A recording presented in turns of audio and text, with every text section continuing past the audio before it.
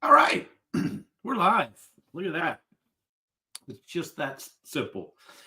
We had a great guest scheduled for today, but the world's gone a little crazy. We've had I had illness for one of my guests, then lightning blasts, tornadoes, room altering things, and then the guy I was supposed to have this week. He's a great guy from Chicago, and he was going to talk about some special things. And all of a sudden, he's a pope now. For God's sakes, the smoke came out, and there he was. Now he's in the big papal chair. So he's not here with us today. So we're going to try and get by. I posted something on LinkedIn today about if you're not using humor in your coaching, you're missing the boat. There's so many different things to talk about that. I do have a special guest today, so this might be a short one. The special guest is called sciatica. So depending on how I move, you're gonna see different expressions on my face. I'll stick with it as long as I can. But if you want to come in here and talk about things, it's joinraylive.com. Come on in here and yap with me a little bit. Put your comments in the chat. I'll handle them, whatever you got there. Had a great experience. First of all, shout out to one of my clients in District 101 Toastmasters. Yiming Pan won his very first district championship, district international speech contest. And hopefully that he's going on to the next round so we can wind up in the world championships right there. So very proud of what he did. For those of you in District 101, if you're not a client of mine and you're looking to win the international contest, the last 3 years, my clients have all won. So I'm just pointing that out to you. You might want to approach me and come to me about how to do that. Get in line. There we go. I was in front of a group of people that I knew, and I wasn't sure how I was going to connect to them, but I wanted to have all their attention for as long as possible. And this is something I'm kind of really focusing on right now, because I always heard the thing niche down. The smaller you talk to, the smaller group you talk to, the more people want to talk to you. It never really resonated until I came up with Hey Jim marketing, which I've described before. If you need me to describe that again, just drop me a line and I'll tell you all about it. But I did this to hold people on the edge. There's one thing I want to talk about that applied to them all. But if I explained to it like it applied to them all, some of them would tune out. So here's what I did.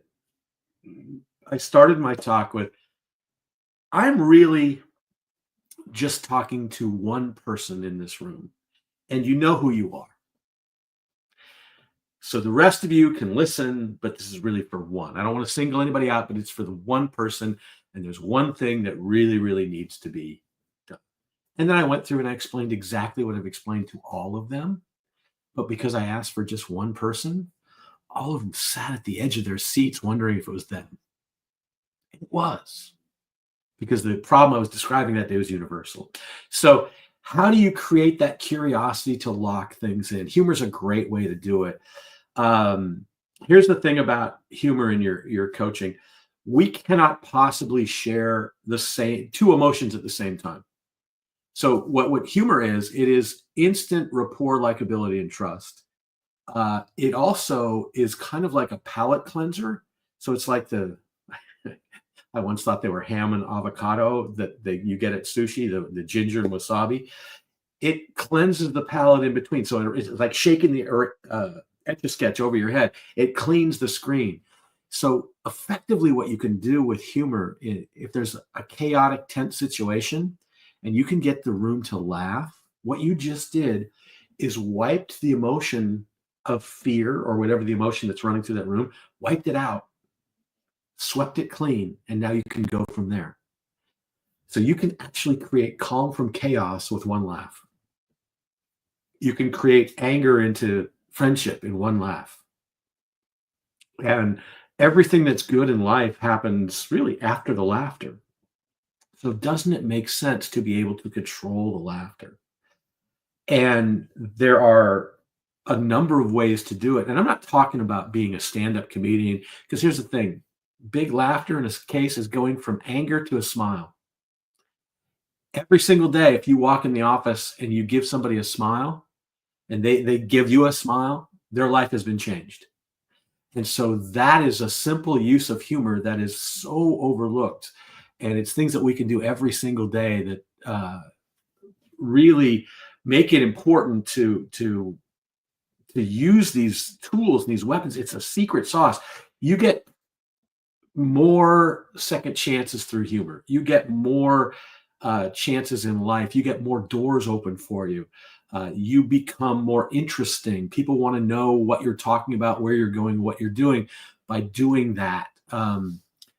It is such an underutilized form, and we're afraid of it because we think people won't take us seriously. And guess what? The people that are always serious are the ones that get taken less seriously. They're viewed as less effective employees in every study that's done. There's a book called Humor Seriously. Jennifer Akers, Naomi Magdonis are the authors. I think I've sold so many copies for them. You guys should have me down and speak at your class because I think I've sold so many copies for you. But it talks about the business side of humor and what it does. In coaching, you have to remember that after the height of laughter comes the height of learning. And so when you're presenting to people, if you're coaching or you're presenting, when you say something that creates the biggest laugh, you need to know to follow that up with your most important point. If you do that, you'll become twice as memorable. I don't know if twice is the right number, but it's a lot more memorable. And people will take that away from you and take it away with you as you go through this. So humor is so overlooked. And really, my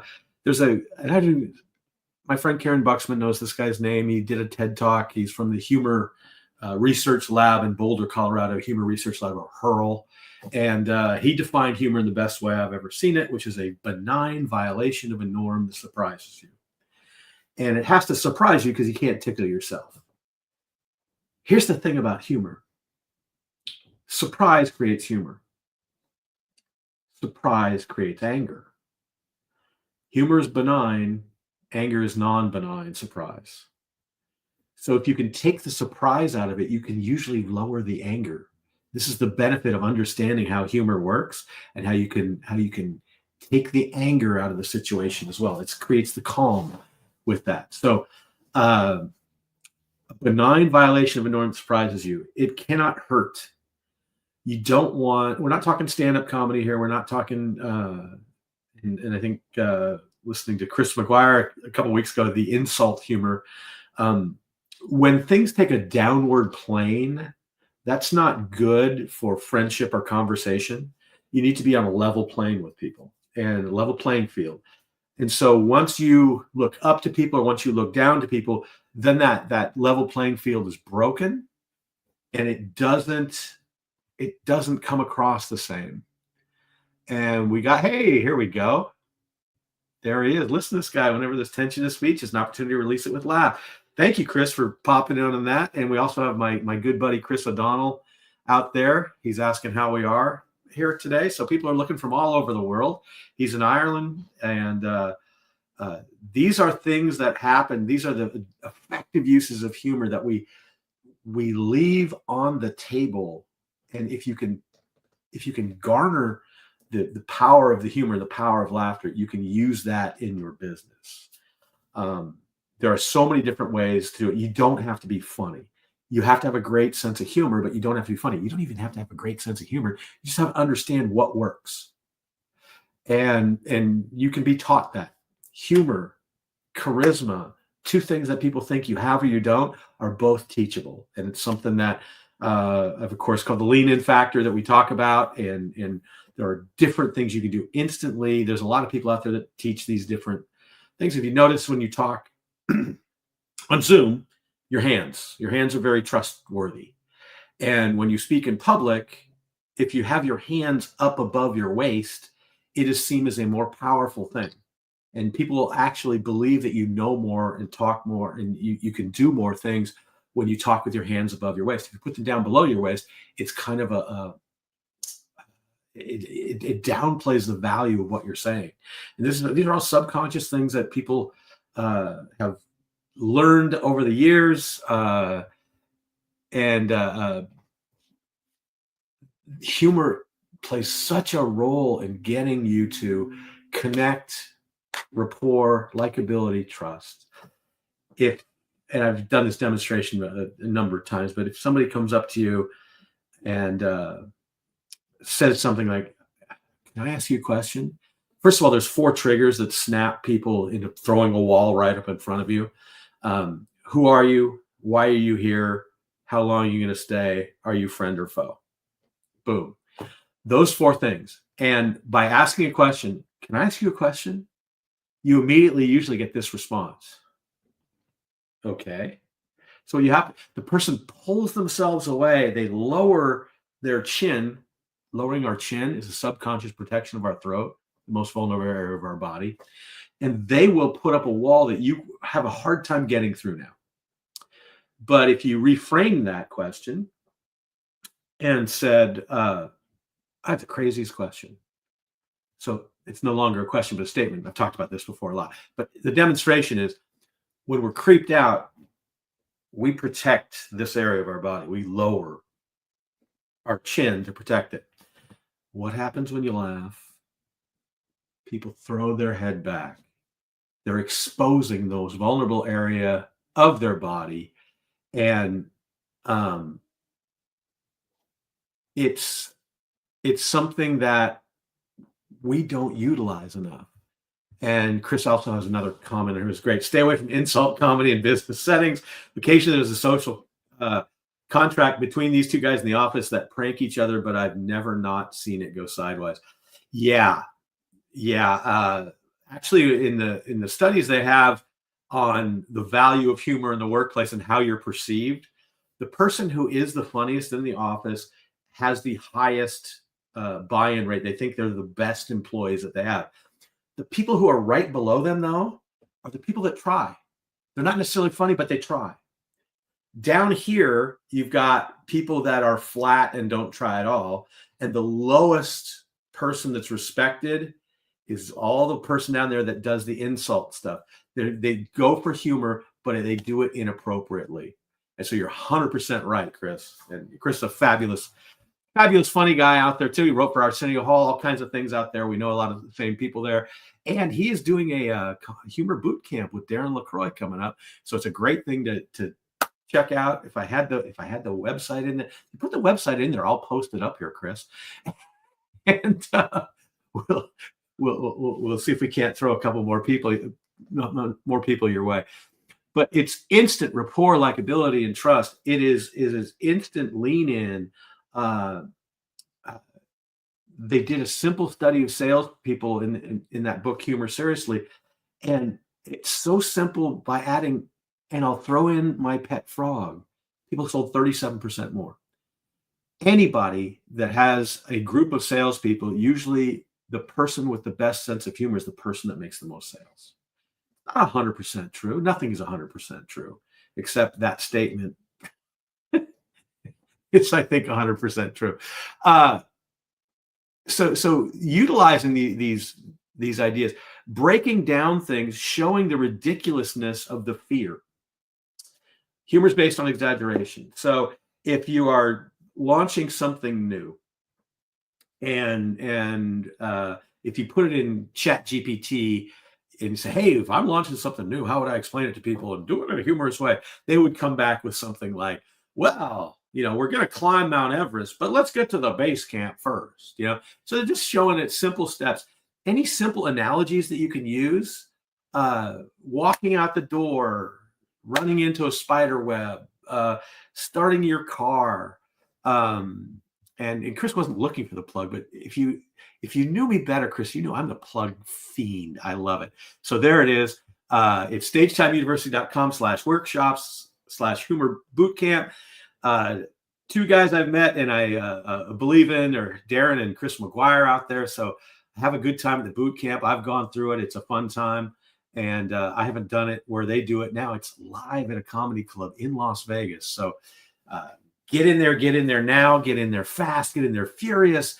You could be the last person in. And I think it's on the 6th and 7th of June. I don't know why I know that, but there it is. So I just moved a little bit, and my sciatica just said, "Hey, we're here." So I just wanted to give acknowledge to my sciatica that it is still in the room, and it would really like to enjoy itself here. But using humor, I'm filling in because I have no guests today. I think it's very important. Anybody who wants to come in here, just join raylive.com. We'll put you on here with me. I'll hang out for a few more minutes and do this and talk a little bit. But where is my little banner that shows Join Ray Live for anybody that's worried about it? Also, if you're interested in Karen Buxman, who was my guest last week, who filled in an emergency, she has a thing called The Missing Piece, which is specifically for coaches and using humor in coaching. And she's fabulous with that. But it's joinraylive.com, which is here somewhere. And I did not prepare too well for today. There it is. So, and there it is. Boo, boo, boo.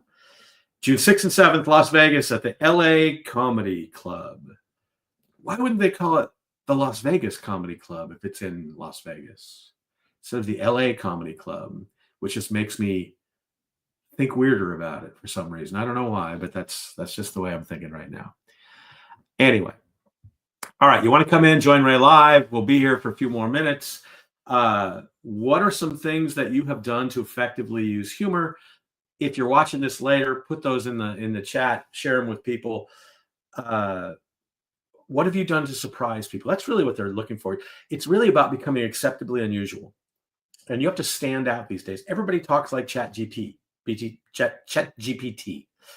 I went to a place where the Disney people were at, and everybody wanted to talk to Disney. It was a small business expo, and the procurement specialist from Disney was going to be there, and everybody was walking up. "Hi, my name is John from Sunshine Supplies, and we have had 26 years of corporate and excellent service, blah, blah, blah." And the person was just looking like, it looked like one of those stamps in the Flintstone movies in when things are just going by, or the chocolate factory and I Love Lucy scene where everything's just going the same pace. And this person was not paying attention. And I told the guy from our company who was going to go up and talk to him, I said, let's say some things. Let's not be. And they said, "Well, what do you do?" And he said, "Well, as a matter of fact, this year we helped put that lunar rover up on Mars. We got Carrie Underwood on stage when 18,000 fans would be disappointed. And we also put the space shuttle up twice when no one else could. We were just wondering if Disney had a miracle they needed to perform this week." And when that guy said that, it broke the haze in front of this person. She reached in her pocket where the special cards were, her actually home office, and "Call me on Monday." So we set ourselves apart differently. Not that that's funny, but it surprised her. And that's a good surprise that's benign, creates laughter. It also creates interest. And when you can do that and control that on a regular basis, and you understand how you're getting people to, how you stand apart from yourself by doing that, how you're actually reaching to that person and you're kind of like grabbing a hold of the lapels and going, "I'm what you need." How are you doing that? Humor is a great way to do it. Business humor is simply creating a smile, creating something that's different from what they've seen. If you surprise them the other way, you create the anger. You don't want to do that either. So understanding how to control that surprise. You will get so much more done through your boss if you can understand how surprise just destroys them. I was a general manager in a retail chain, and every year there was always rumors that, "Oh, the Grand Poobah, Captain Binghamton's coming to McHale's Island." I've made so many old references today. It's incredible. Captain Binghamton's coming to McHale's Island. Everybody would scurry around, and every general manager would hide everything they had so that the bigwig didn't come and see it, which is the exact opposite of what you should do. What we did is we thank you so much for coming in and visiting. I'm so happy you're here. Oh my God, I have the worst thing here. I don't know what to do with, but I know with your knowledge and expertise, you'll be able to guide us to fix it. So then you take that big boss and bring them exactly to the worst thing you have to show them. And they look at it and say, wow, that is bad. But they don't get angry because there's no surprise. There's no surprise. They also know that you know what's the worst thing in your store and that you're asking for their help. So there's an embedded compliment in there. Oh, wise one, help me out. Help little old me get to be like you. And they will show you exactly what they do to fix it. And then anything else they see couldn't be as bad. So they're never surprised. They're never blown away. But if you try and hide it, these people got the job because they knew where all the little hiding places were. So they will take that and see it, and they'll uncover it, and they'll blow it. They'll blow a gasket. They'll blow a stack on that. So by taking these little things and controlling surprise, controlling the humor, controlling the surprise, these are things that you can do to get yourself ahead. As a solopreneur, as a coach, you need to turn heads because coaching isn't new. Nobody buys coaching. You know that, right? Nobody goes, you know what I need? I need a coach today. I want to have somebody where I meet and just listen to them ramble. And I want them to say, what do you think about that? I better get a certified one. No, you have a problem you want solved. When you go to the humor boot camp that Chris and Darren are putting on, you're not going to go to a humor boot camp. You're solving another problem. What is that? I don't know. It's going to be different for everybody.